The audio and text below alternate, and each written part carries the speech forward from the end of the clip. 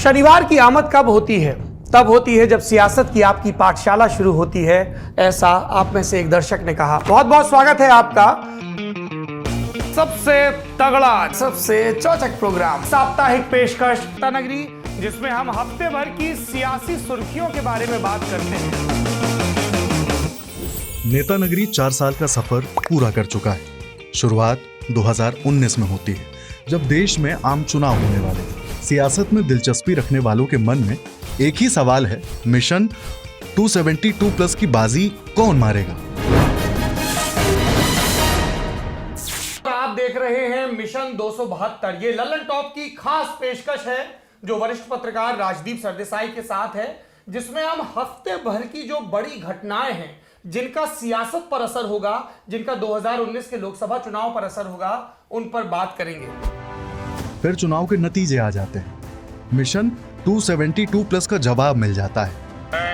नरेंद्र मोदी लगातार दूसरी बार प्रधानमंत्री बन जाते हैं, लेकिन दर्शक कहते हैं रुकना नहीं है। ऐसे में नेतागिरी शब्द के बारे में सोचते हुए नया नाम, नया शो आता है, नेता नगरी। नमस्कार, मैं हूं सौरभ द्विवेदी और यह है ललन टॉप की नई सीरीज नेता नगरी, जिसमें हम हफ्ते भर की बड़ी राजनीतिक घटनाओं के बारे में चर्चा करते हैं। किससे चर्चा करते हैं? वरिष्ठ पत्रकार राजदीप सरदेसाई के साथ। मिशन 272 के बाद आप में से कई दर्शकों ने लगातार कहा कि यह सिलसिला चलते रहना चाहिए। एक नए नाम के साथ हम फिर हाजिर हैं।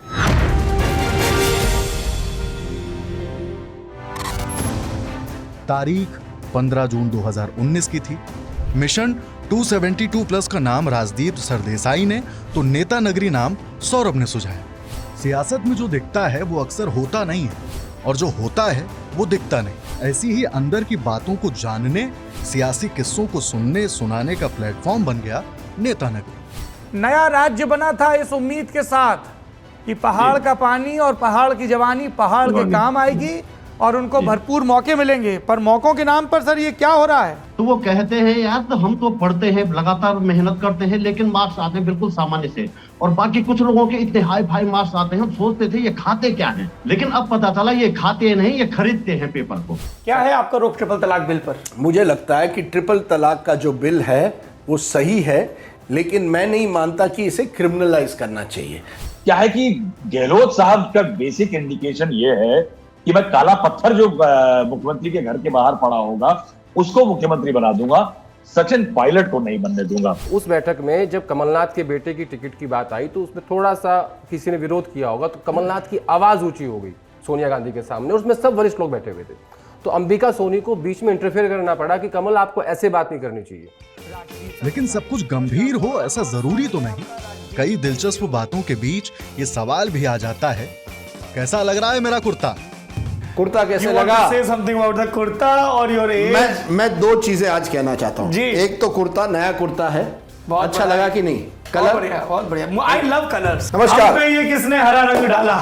अरे यार, ये मैंने प्लान ही नहीं किया था कि आप भी हरा रंग पहनेंगे, मैं भी हरा रंग पहनूंगा। अगली बार मैं एक कलर पहनूंगा। तो आज लाल रंग है। लाल रंग है, लाल छड़ी आज, लाल रंग। ये लाल रंग कब मुझे छोड़ेगा?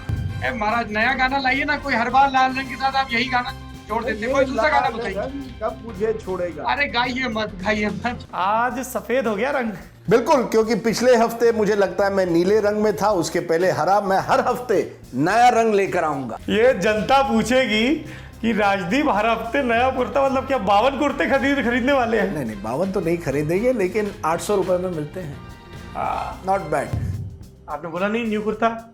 नहीं, नया कुर्ता है, कलर भी बड़ा अच्छा इंडिगो कलर है। कलर के मामले में रंग होता है मेरे दोस्त, रंग का कोई रंग नहीं होता।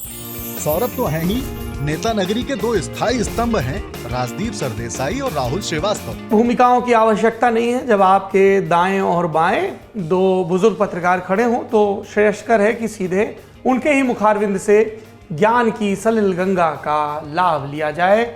बहुत बहुत स्वागत है राजदीप सरदेसाई और राहुल श्रीवास्तव, एक बार फिर से आपका नेता नगरी में। ये आदमी नेशनल लेवल का हॉकी प्लेयर था, घुटने में चोट के कारण इनको हॉकी छोड़नी पड़ी। And very good kabaddi player. Very good kabaddi player. Rajdeep के कुर्ते का रंग भले ही बदलता रहा हो, लेकिन माया नगरी मुंबई का रंग उन पर से उतरता ही नहीं। मुझे हाल में पता चला है राजदीप कि आप आप टीवी शोज में भी गाना बहुत गाते हैं। Are you a bathroom singer or a bad singer? I am a bad singer and bathroom singer. क्योंकि ट्विटर पे भी आप रात दिन मतलब अच्छा बिल्कुल, क्योंकि सॉन्ग 2 दिन पहले जब खयाम साहब की मौत हुई तो मैंने तुरंत एक उनका एक गाना जो था, मैं पल दो पल का शायर हूँ, पल दो पल मेरी कहानी है।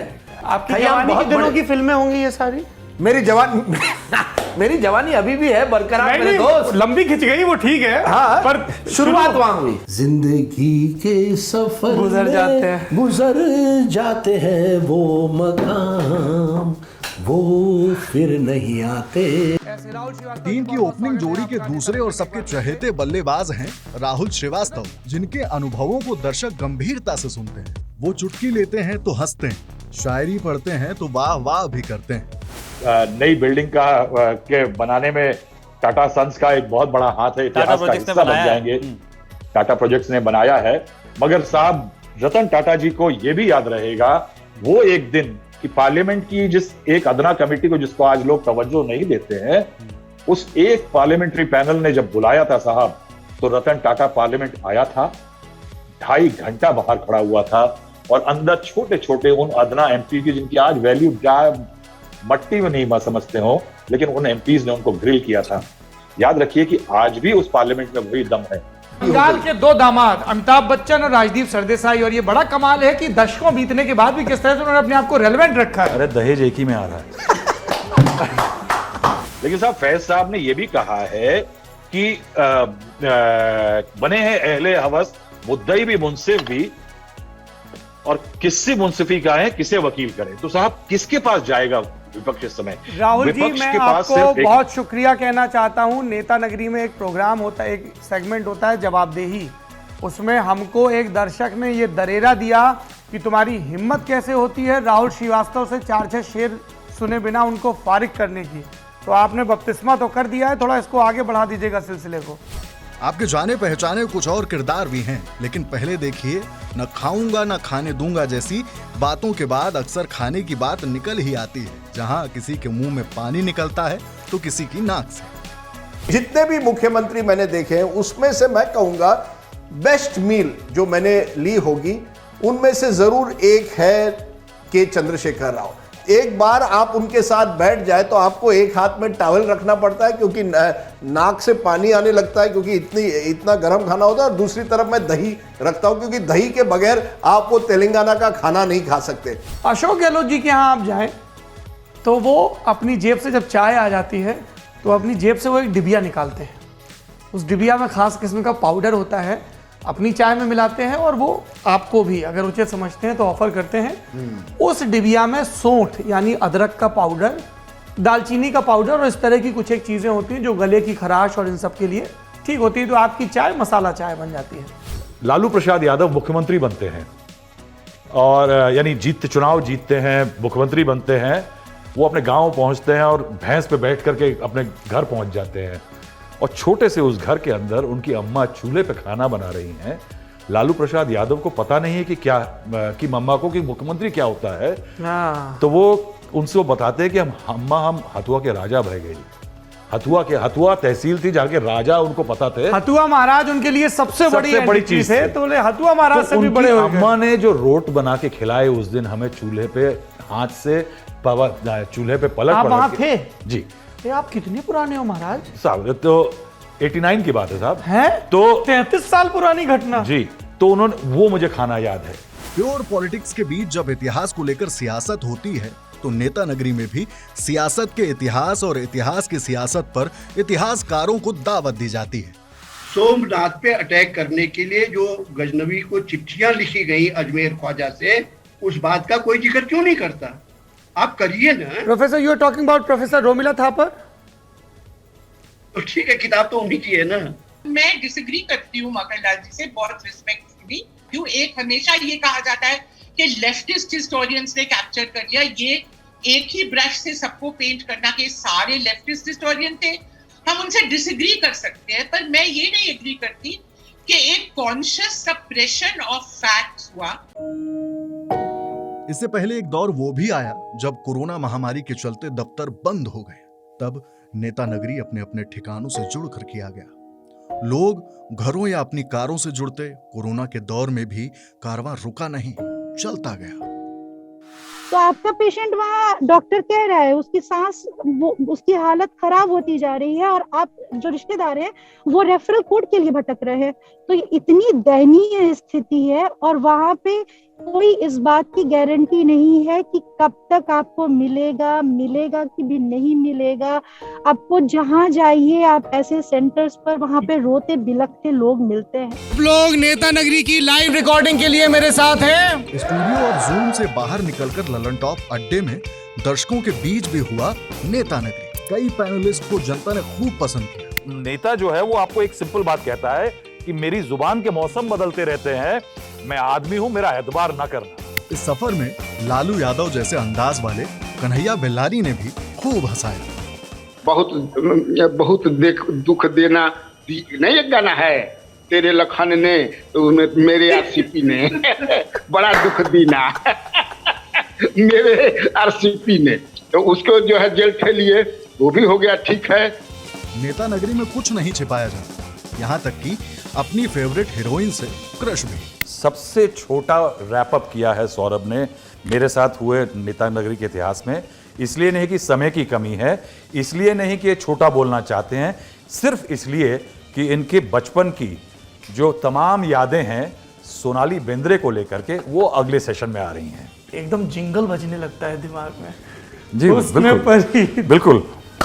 देखने गया था और कितनी उम्र थी आपकी? मैं 13 साल का था और लेकिन मैं हमेशा अमिताभ बच्चन की फर्स्ट वीकेंड में पिक्चर देखने जाता था। एडल्ट फिल्म देखने कैसे जा सकते थे? देखने गया। मैं जीना तमान का बड़ा फैन था। अरे 13 साल की उम्र होती है फैन होने की हीरोइन? अरे जो भी है। अब राहुल श्रीवास्तव से पूछे उनकी नंबर 1 एक्ट्रेस कौन है? राहुल जी की विद्या सिन्हा है, हमको पता है। विद्या सिन्हा उनकी पिक्चर नहीं साहब, मैं वहीदा जी के पास कहीं नहीं गया हूँ। वहीदा जी ब्रिलियंट। बात उस नौजवान पत्रकार की भी जो शुरू से नेता नगरी का हिस्सा रहा, उसे कभी ऐसा इंट्रो भी देना पड़ा। अगर आपने मेरी शक्ल देखकर नेता नगरी के इस एपिसोड को स्किप करने का मन बनाया तो आपका हो सकता है नुकसान, क्योंकि आप नहीं जान पाएंगे कि राहुल गांधी जब विदेश जाते हैं तो उनका प्रोग्राम कौन तय करता है। निखिल वाट शुरू से ही मोर्चा संभाले हुए, ज्ञान की बातें तो करते ही हैं, मस्ती में भी पीछे नहीं। बता रहे थे कि वो आके पहलू में ऐसे बैठे। अब मेरे में उतनी रोमानियत नहीं ना आपके जितनी, लेकिन जरा सी खिली तबीयत जरा सी गमगीन हो गई। तो उसमें क्या वो ना, ये क्या है, ये शर्म है या है हया या क्या है? ओहो निखिल जी। वहीं सौरभ और निखिल की गैर मौजूदगी में सिद्धांत मोहन भी मोर्चा संभालने के लिए हमेशा तैयार रहे। आपको पर्दे के पीछे की राजनीति बताने वाले नेता नगरी के पर्दे के पीछे क्या होता है वो भी देख डालिए। थोड़ा सा विकास का फ्रेम भी करवाइए। विकास स्क्रीन पे देखोगे ना तो तुम्हारे सर और स्क्रीन के बीच में गैप ज्यादा है, जिसको हम लोग हेडरूम बोलते हैं। तो अगर नेता नगरी के इस पूरे सफर में लिबास बदलते रहे, लेकिन तेवर और कलेवर वैसा ही बना और आगे भी बना रहेगा। जनता नेता बनाती है, नेता नगरी को नेता नगरी बनाते हैं उसके दर्शक, और आप सुनते रहेंगे ये आवाज। तो आइए शुरू करते हैं ललन टॉप का वीकली पॉलिटिकल शो नेता नगरी।